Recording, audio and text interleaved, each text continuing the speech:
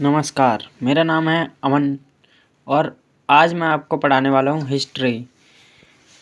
History में हम पढ़ेंगे चैप्टर 1 क्लास 12 का ईंटें, मनके व अस्थियाँ और हड़प्पा सभ्यता के बारे में। हड़प्पा सभ्यता का परिचय। आज से लगभग 5000 वर्ष पूर्व, इतना अभी तक वैज्ञानिकों को पता नहीं लगा पाया कि 5000 वर्ष पूर्व है, ये उससे बहुत पहले की, लाखों वर्ष पूर्व की। तो आगे बढ़ते हैं। आज से लगभग 5000 वर्ष पूर्व पहले सिंधु नदी के तट पर स्थित सिंधु घाटी सभ्यता विश्व की प्रारंभिक 4 सभ्यताओं में से एक थी ये, और यह एक नागरिक सभ्यता थी। पुरातत्व के द्वारा सर्वप्रथम हड़प्पा नगर की खोज की गई थी, इसलिए इसे हड़प्पा सभ्यता भी कहा जाता है। हड़प्पा पंजाब के मोंटगोमरी जिले में था और हड़प्पा सभ्यता के बाद अन्य नगरों की भी खोज की गई, जैसे मोहनजोदड़ो, चुनहुदड़ो, लोथल, कालीबंगा, रंगपुर, रोपड़, अनेक नगरों की खोज की गई। यह पूरी सभ्यता एक त्रिभुजाकार क्षेत्र में फैली हुई थी। इन्हें सामग्री एवं सभ्यताओं के बारे में विस्तृत चर्चा करेंगे हम इस वीडियो में। और पुरातत्व क्या होता है, ये हम आज समझेंगे। पुरातत्व वह विज्ञान है जिसके माध्यम से पृथ्वी गर्भ में छिपी हुई है सामग्रियों की खुदाई अतीत लोगों के भौतिक जीवन ज्ञान प्राप्त किया जा सकता है। पुरातत्व का मतलब होता है कि जो सामान, जो चीज़, जो क्षेत्र हमसे छुपा हुआ है, वह उसकी खुदाई करने के पश्चात जो हमें उसके अंदर जो मिलता है और उसके बारे में, उसके भौतिक जीवन के बारे में जो ज्ञान प्राप्त होता है, उसे हम पुरातत्व कहते हैं। इसके अंतर्गत खुदाई में प्राप्त सिक्के, अभिलेख, खंडर व स्मारक आदि की गणना की जाती है और किसी भी जाति सभ्यता का इतिहास प्राप्त करने के लिए पुरातत्व एक प्रमुख साधन है। उसी के आधार पर हड़प्पा सभ्यता और सिंधु घाटी सभ्यता की कहानी लिखी गई है। पुरातत्व उत्खनन मतलब कि बहुत पुराने पहले, बहुत साल पहले खोदे हुए पुरातत्व खनन के बारे में हम पता करेंगे और उनके बारे में थोड़ी सी चर्चा करेंगे। पुरातत्व उत्खनन से प्राचीनतम सभ्यताओं का पता चलता है और पुरातात्विक वस्तुएं जितनी गहराई पर होती हैं वह उतनी ही प्राचीन होती हैं। पुरातत्व का मतलब होता है बहुत पुराना।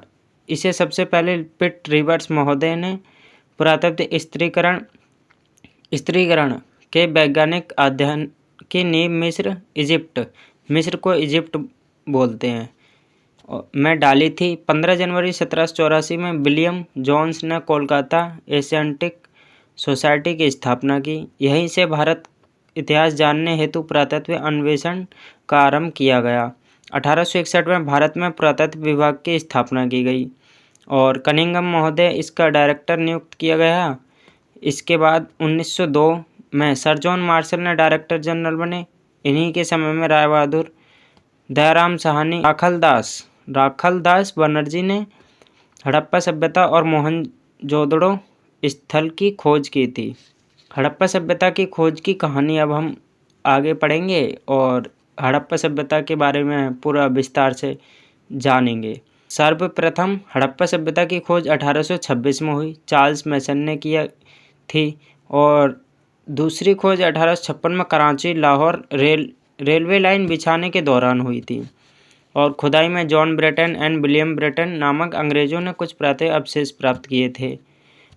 1873 में जनरल कनिंघम ने भी कुछ हड़प्पाई वस्तुएं प्राप्त की थी। फिर 1912 में JF महोदय ने यहाँ प्राप्त वस्तुएं आधार पर एक लेख लिखा था। कनिंघम एवं फ्लीट हड़प्पा सभ्यता को खोज करने में असमर्थ रहे और सर जॉन मार्शल अध्यक्षता में हड़प्पा सभ्यता की खोज की गई। 1921 में राय बहादुर दयाराम साहनी द्वारा किया गया इस सभ्यता की खोज पाकिस्तान के पंजाब प्रांत में रावी नदी के तट पर स्थित हड़प्पा नामक स्थल पर की गई थी। मतलब कि 1921 में राय बहादुर दयाराम साहनी, इन्होंने पाकिस्तान के पंजाब प्रांत में रावी नदी के तट पर हड़प्पा नामक स्थल की खोज की थी और उसके अगले वर्ष ही राखालदास बनर्जी ने मोहनजोदड़ो उत्खनन में 1922 में पाकिस्तान का लरकाना एक ज़िले का नाम है, सिंधु नदी के तट पर इसकी खोज की थी। इस प्रकार हड़प्पा सभ्यता का उद्भव हुआ। फिर बाद में एक के बाद एक नगर की खोज होती गई। पिगट महोदय ने हड़प्पा एवं मोहनजोदड़ो के विस्तृत समाज जुड़वा राजधानी बताया। इनके बीच की दूरी 670 किलोमीटर है। अब हम चैप्टर में आगे बढ़ने से पहले मैं ये कहना चाहूँगा कि हमारे पीके सक्सेस पॉइंट चैनल को सब्सक्राइब करें, लाइक करें, कमेंट करें। हड़प्पा सभ्यता का विस्तार। रंगनाथ राव महोदय के अनुसार हड़प्पा सभ्यता के कुल क्षेत्रफल 12,99,600 वर्ग किलोमीटर है और इसकी सभ्यता का विस्तार उत्तर दक्षिण से 1100 किलोमीटर तथा पूर्व पश्चिम से 1600 किलोमीटर तक फैला हुआ है। यह सभ्यता एक त्रिभुजाकार क्षेत्र में है, मतलब एक त्रिभुजकार क्षेत्र जैसे दिखाई देता है अगर हम इसको मैप में देखेंगे तो। यह सभ्यता उत्तर में जम्मू और अखनूर से लेकर दक्षिण में नर्मदा नदी के तट तक एवं पश्चिम बलूचिस्तान के मकराना समुद्र तट से लेकर उत्तर पूर्व मेरठ तक विस्तृत है। अगर आपको एक बार में समझना है तो वीडियो को पॉज करके देखिए और वीडियो को 1 से 2 बार देखने में आपको पूरा चैप्टर समझ आ जाएगा। हड़प्पा सभ्यता का काल। हड़प्पा सभ्यता का काल विभिन्न विद्वानों के मतभेद का मतलब है हड़प्पा सभ्यता काल को लेकर विभिन्न विद्वानों का मतभेद ये है कि उन्हें पक्का नहीं पता है कि इस ईस्वी में ही इसका निर्माण हुआ होगा या फिर ये बना होगा। इसलिए विद्वानों ने 2600 ईसा पूर्व से 1900 ईसा पूर्व तक ही इस सभ्यता का काल निर्धारण किया है। इस सभ्यता को सिंधु घाटी सभ्यता भी कहते हैं। हड़प्पा नगरों से प्राप्त वस्तुएं। मोहनजोदड़ो सिंधी भाषा का एक शब्द है जिसका अर्थ होता है मृतकों का टीला। मृतक यानी जो लोग मर गए हैं उनका टीला। इसे सिंध का बाग भी कहा जाता है। मोहनजोदड़ो के आसपास की भूमि बहुत ही उपजाऊ थी। मोहनजोदड़ो के अनेक वस्तुएं मिली हैं जैसे 8398 मोहरें, पुजारी का सिर, मोम के सांचे, कांस्य की नर्तकी, सभाघर, सीप का पैमाना, सूती कपड़े का अवशेष, पानी का जहाज, हाथी का कपाल यानी खाल और शिलाजीत और गाड़ी के पहिए, मेसोपोटामिया की मोहरें, दाढ़ी वाले मनुष्य की प्रतिमा, हाथी दांत की तराजू और पशुपति की मुद्रा आदि वस्तुएं प्राप्त होती हैं। पशुपति का मतलब होता है जो बैल होते हैं उन्हें पशुपति कहते हैं। हड़प्पा। अब हम हड़प्पा सभ्यता की स्त्रियों और लघु मूर्तियों, मृड मूर्तियों मतलब कि जो बनाई हुई मूर्तियां होती हैं, स्त्री की मूर्तियों से गर्भ का पौधा निकलते हुए दिखता है। मतलब कि वहाँ पे एक स्त्री की मूर्ति है जिसमें उनके नाभि से एक पौधा निकलता हुआ दिखाई दे रहा है। और पत्थर सोस व योनि और ठोस पहिए वाली गाड़ी, प्रसाधन मंजूषा, कब्रिस्तान, लकड़ी का हल, लेखयुक्त बर्तन मतलब कि बर्तनों पे लिखा हुआ उसे लेखयुक्त बर्तन कहते हैं। मुखौटा मतलब कि किसी के चेहरे का जैसे कि मास्क होता है बाज़ार में मिलता है, मास्क शेर का, चीते का, भालू का, ऐसे मुखौटे उन्हें बोलते हैं। मास्क को मुखौटे कहते हैं। शंख का बैल और तांबे की मोहरें, जौ, गेहूँ की भूसी, मटर व तिल की खेती के प्रमाण भी मिले हैं और खरगोश चित्त वाली मुद्रा भी मिली है। मतलब खरगोश एक मुद्रा होती है जिस पे खरगोश छपा होता है, उसे खरगोश चित्त मुद्रा कहते हैं। अब हम पढ़ते हैं चुनहुदड़ो। चुनहुदड़ो से मनके बनाने का कारखाना और अलंकृत हाथी मतलब कि डिजाइन होती है। इसका मतलब है कि हाथी के ऊपर डिजाइन की गई है। सवान, पीतल की बत्तख और लिपस्टिक, तराजू एवं बैलगाड़ी आदि मिले हैं। यह मोहनजोदड़ो से 128 किलोमीटर दूर स्थित एक चुनहुदड़ो नामक जगह वहाँ पर पाए गए हैं। लोथल। यहाँ से फारस की मोहरें, धान व बाजरे की खेती के प्रमाण, आटा पीसने वाली चक्की, हाथी के दांत का पैमाना और मनकों का कारखाना, कुत्ते की मूर्ति, बकरी की हड्डियाँ, 3 युगल सावधान और गोदी बंदरगाह भी मिले हैं। मतलब कि बंदरगाह यानी कि जहाँ पे जहाज रुकते हैं बड़े बड़े उन्हें बंदरगाह बोलते हैं। कालीबंगन। यहाँ से अग्निकुंड मतलब जहाँ पे हवन करते हैं उसे अग्निकुंड बोलते हैं। बेलनाकार मोहरें, अलंकृत फर्श और तांबे की बैल की मूर्तियाँ, लकड़ी की नाली और नक्काशीदार ईंटें, मस्तिष्क शोध की बीमारी वाला कपाल, हल, से जोते खेत के साक्ष्य और भूकंप के प्राचीनतम प्रमाण भी मिले हैं। बनावली, यहाँ से चक्राकार अंगूठियाँ, नाक, कान की बालियाँ, मछलियाँ पकड़ने का कांटा एवं मिट्टी से बने खिलौने आदि। तो ये जितनी भी मैंने अभी तक जितना भी मैंने आपको अभी तक बताया है, ये सब जगह थे और जगह के पास से जो मिला है, जो सामान मिला है, ये उसके बारे में व्याख्या की गई है। हड़प्पा सभ्यता की सीमा के बारे में हम बात करेंगे। उत्तरी सीमा सरायखोला, गुमला घाटी, डाबरकोट और दक्षिणी सीमा की तरफ मालवाड़, ताप्ती नदी घाटी, भगवत राय यानी कि नर्मदा घाटी। पूर्वी सीमा आलमगीरपुर हिंडन नदी के किनारे एक जगह का नाम है ये आलमगीरपुर। और पश्चिमी सीमा की तरफ सुतकोडोरे मरकान की समुद्री तट के किनारे।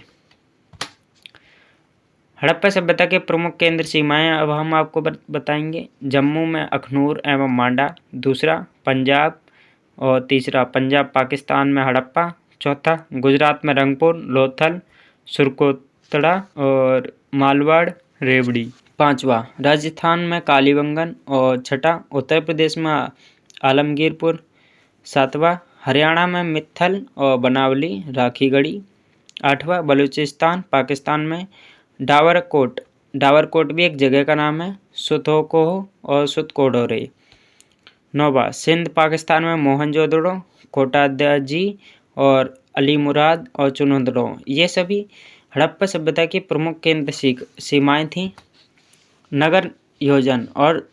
नगर योजन यहाँ पे लिखा है, लेकिन आपकी बुकों में लिखा होगा कि नगर नियोजन। ये नगर योजना इसलिए मैंने ऐसे लिखा है कि क्या नाम आपको सही से समझ आ जाए। नगर नियोजन और नगर योजना एक ही बात है। हड़प्पा संस्कृति में सर्वप्रमुख विशेषता इस प्रकार नगर योजना है कि हड़प्पा और मोहनजोदड़ो खुदाई में पूर्व पश्चिम में दो टीले मिलते हैं। एक भाग छोटा लेकिन ऊंचाई पर बना होता है और नगर का दूसरा भाग कहीं अधिक बड़ा परंतु नीचे बना हो। और इसके दो भाग भी हैं। ऊपरी भाग को दुर्ग कहा जाता है और निचले भाग को शहर का नाम दिया गया है। सड़क व्यवस्था यहाँ की मोहनजोदड़ो की एक प्रमुख विशेषता उसकी समतल एवं चौड़ी सड़कें थीं और एक समान थीं, वो मतलब कि समकोण थीं। यहाँ पर सड़कें 9.15 मीटर चौड़ी थीं, जिसके पुराविदों पर राजपथ कहा जाता है, और अन्य सड़कों पर 2.75 से लेकर 3.66 मीटर तक की थीं। जल पद्धति के आधार पर नगर नियोजन होने के कारण ये सड़कें एक दूसरे के समकोण काटती, मतलब सीधी सीधी काटती हैं। सड़कें मिट्टी की बनी हुई होती हैं, जिनकी सफाई समुचित व्यवस्था से की जाती है। अब हम पढ़ेंगे जल निकासी प्रणाली। मोहनजोदड़ो के नगर नियोजन में एक प्रमुख विशेषता यहाँ की प्रभावशाली जल निकासी प्रणाली थी। यहाँ अधिकांश भवनों में निजी कुएं व स्नानागार होते थे और भवनों के कमरों में रसोई, स्नानागार, शौचालय आदि सभी का पानी भवन की छोटी छोटी नालियों से निकलकर बड़ी नाली तक जाता था। वहाँ पे बाय मिस्टेक लिखा नहीं है, लेकिन वहाँ बड़ी नाली तक जाता था। आपकी बुक में बड़ी नाली लिखा होगा या नाला लिखा होगा। अब हम तीसरा पढ़ेंगे स्नानागार। यह विशाल स्नानागार मोहनजोदड़ो एक प्रमुख सार्वजनिक स्थल था, जहाँ पर सभी लोग नहा सकते थे। यह मतलब स्नान कर सकते थे। यह विशाल स्नानागार 29 फुट लंबा और 29 फुट को 11 मीटर कहते हैं, 23 फुट चौड़ा, 8 फुट गहरा। इसमें उतरने के लिए सीढ़ियाँ बनाई गई थीं और निकलने के लिए भी सीढ़ियाँ बनाई गई थी और कई कमरे बनाए गए थे वस्त्र चेंज करने के लिए। संभवतः इस विशाल स्नानागार का उपयोग धार्मिक अनुष्ठान के लिए किया जाता था। मतलब कोई बड़ा सा जब हम अनुष्ठान करते हैं, मतलब यज्ञ करते हैं, गांव में बड़े बड़े यज्ञ होते हैं तो सभी गांव वाले मिलकर करते हैं, तो उसे धार्मिक अनुष्ठान कहते हैं। इस विशाल स्नानागार के चारों तरफ कमरे बने हुए थे और यह विशाल स्नानागार तत्कालीन विश्व का आश्चर्यजनक माना जाता है।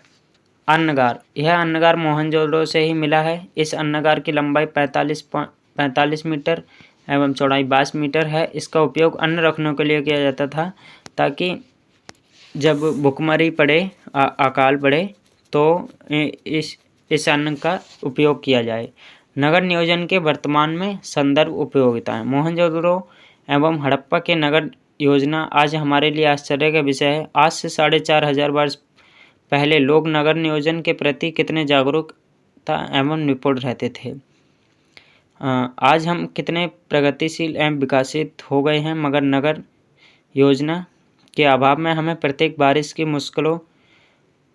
में मुश्किलों का सामना करना पड़ता है। मुंबई, दिल्ली, बेंगलुरु जैसे महानगर योजना अभाव में बाढ़ की स्थिति समान नहीं कर पाते हैं। यह हालत भारत में 70% नगरों में है। ऐसे में हमें मोहनजोदड़ो और हड़प्पा की नगर योजना की ओर आकर्षित करता है। हड़प्पा सभ्यता के राजनीतिक संगठन के स्वरूप। हड़प्पा सभ्यता के शासन व्यवस्था के बारे में कुछ विषय जानकारी नहीं मिलती है और उत्खनन स्वरूप इसके कुछ साक्ष्य मिले हैं। उनसे हमें सभ्यता की राजनीतिक का अनुमान लगाया जा सकता है। अनुमान लगाया गया है कि उनका एक राजा था जो संभवतः पुरोहित था। पुरोहित मतलब कि जिसे हम पूजते हों। जनता से कर बदले अनाज लिया जाता था। सिंधु घाटी के शांतिपूर्ण जीवन को देखते हुए हम कह सकते हैं कि उनका शासन व्यवस्था उच्च कोटि की थी। सामाजिक जीवन के बारे में अब हम बात करेंगे। हड़प्पा सभ्यता के परंपरागत परिवार में सामाजिक इकाई थी। उनका सामाजिक जीवन सुखी एवं सुविधापूर्ण था। उत्खनन के समय नारी की मूर्तियां अधिक प्राप्त हुईं। मतलब कि कह सकते हैं वहाँ पे नारियों की पूजा की जाती थी और नारियों को ज़्यादा से ज़्यादा सम्मान दिया जाता था। इससे हम कह सकते हैं मृत सत्तात्मक समाज थी। हड़प्पावासी समाज की प्रमुख विशेषताएं इस प्रकार थीं। हड़प्पा सभ्यता के लोग शाकाहारी तथा मांसाहारी दोनों प्रकार का भोजन करते थे। स्त्रियां जूड़ा बांधती थी तथा पुरुष लंबे लंबे बाल और दाढ़ी मूछ रखते थे। इस सभ्यता के लोग आभूषण के शौकीन थे। विभिन्न प्रकार के आभूषण पहनते थे, जैसे कंठहार, कर्णफूल, हंसुली, बाजूबंद। ये भुजबंद गलती से लिख गया है, बाजूबंद है वहाँ पे, आप समझ लेना। कड़ा, अंगूठी, करधानी आदि पहनते थे। और चौथा, श्रृंगार प्रसाधन के भी हड़प्पावासी शौकीन थे। मोहनजोदड़ो की नारियां काजल, पाउडर आदि से परिचित थीं। शीशे, कंघे व तांबे दर्पण का उपयोग किया था और चुनहदड़ों से लिपस्टिक का अस्तित्व भी संकेत मिला है। इनके धार्मिक जीवन के बारे में बात कर लेते हैं। हड़प्पा सभ्यता धार्मिक स्वरूप के बारे में विशेष जानकारी नहीं है, लेकिन उत्खनन से हम कह सकते हैं कि धार्मिक जीवन वहाँ पर भी था। हड़प्पा सभ्यता में मार्त देवी की मूर्तियाँ मिली हैं। इससे हम कह सकते हैं कि यहाँ मार्त देवी, मतलब कि मार्त देवी का मतलब होता है जो भूमि होती है उसको वो पूजते थे, वो उन्हें ही मार्त भूमि मानते थे। मार्त भूमि आज को दुर्गा, काली, चंडी और गौरी के नाम से जानी जाती हैं।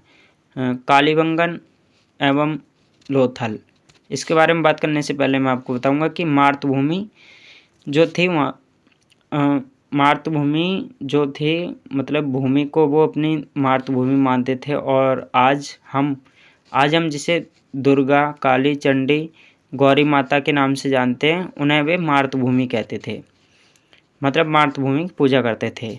दूसरा, कालीबंगन एवं लोथन की ईंटें बनी वेदी मिली हैं जो अग्नि पूजा के साक्ष्य हैं। कालीबंगन से हवन कुंड यज्ञ के साक्ष्य मिले हैं। अब इनके आर्थिक जीवन के ऊपर बात कर लेते हैं। कृषि हड़प्पा सभ्यता के लोग मूल आधार था। खेतों की उर्वरता के कारण यहाँ अनाज की कमी नहीं थी। अनाज रखने के लिए भंडार गृह थे। यहाँ कपास की खेती ज़्यादा होती थी जिससे लोग कपड़ा बना सकें और इससे व्यापार भी करते थे। अब पशुपालन के बारे में बात करते हैं। कृषि के साथ साथ हड़प्पावासी लोग पशुपालन भी करते थे। यहाँ अनेक प्रकार के जानवर भी मिले हैं, जैसे गाय, बैल, भेड़, कुत्ता आदि, और हाथी, सुअर, गधा एवं ऊँट सब पालतू जानवर थे। व्यापार एवं वाणिज्य। कृषि पशुपालन उद्योग के साथ साथ सदैव निवासियों की व्यापार तथा वाणिज्य में भी काफ़ी रुचि थी। इसके सभ्यता प्रमुख स्थल हड़प्पा और मोहनजोदड़ो से प्राप्त हुए हैं। इनका व्यापार वस्तु विनिमय के माध्यम से होता था। साथ ही साथ अन्य जगह पर से व्यापार होता था, जैसे सोना अफगानिस्तान से, चांदी ईरान से, तांबा बलूचिस्तान से, सीसा ईरान से और सेलखड़ी बलूचिस्तान राजस्थान से, और सुलेमानी पत्थर सौराष्ट्र पश्चिम भारत। सुलेमानी पत्थर होता है जो चमकता है, जो समुद्र में पाया जाता है। नीलमणि महाराष्ट्र और अल्बास्टर बलूचिस्तान। शंख कोरिया। सौराष्ट्र दक्षिण भारत। हड़प्पा सभ्यता के नगरों का पतन के बारे में हम बात करेंगे, उनका पतन कैसे हुआ। हड़प्पा सभ्यता का पतन किस प्रकार हुआ अभी तक किसी को पूर्ण तरह से पता नहीं है, लेकिन कुछ विद्वानों का कहना है कि हड़प्पा सभ्यता में बाढ़ आई और हड़प्पा सभ्यता का पतन हो गया, लेकिन यह सिद्ध नहीं होता है कि बाढ़ आने से इतना बड़ा नगर समाप्त हो जाए। फिर दूसरे वैज्ञानिकों का कहना है कि हड़प्पा और मोहनजोदड़ो में आर्य के लोग आए, उन्होंने पूरा धन लूटकर ले गए, साथ ही साथ उन्हें मार भी दिया। अब विज्ञान और प्रौद्योगिकी की बात कर लेते हैं। हड़प्पा सभ्यता को नगरीय सभ्यता भी कहा जाता है। यहाँ के लोग प्रौद्योगिकी में बहुत विकसित थे। इसके कुछ उदाहरण। लिपि सिंधु सभ्यता के निवासियों एक भाव चिंतात्मक लिपि का आविष्कार किया था, लेकिन इस लिपि को पढ़ने में विद्वान असमर्थ रहे। इसकी लिपि दाएं से बाएं ओर लिखा जाता था। मतलब ये बहुत ही इम्पोर्टेंट क्वेश्चन है। मतलब इसमें पूछा जाता है पर इसमें मॉक टेस्ट की तरह पूछा जाता है। आपको 4 ऑप्शन दिए जाएंगे और इसमें लिखा जाएगा हम लिपि की किस तरफ से किस तरफ लिखी जाती है, तो आपको आंसर देना है दाएं से बाएं ओर। ये याद रखना, ये 1 नंबर का क्वेश्चन आपको पूरा करवा दिया मैंने। दूसरा, वाहन। मोहनजोदड़ो से बैलगाड़ी का खिलौना मिला है। इससे हम कह सकते हैं कि यहाँ के लोग वाहन का भी निर्माण किया थे। और तीसरा, हड़प्पावासियों द्वारा वृहद सिंचाई के साधन।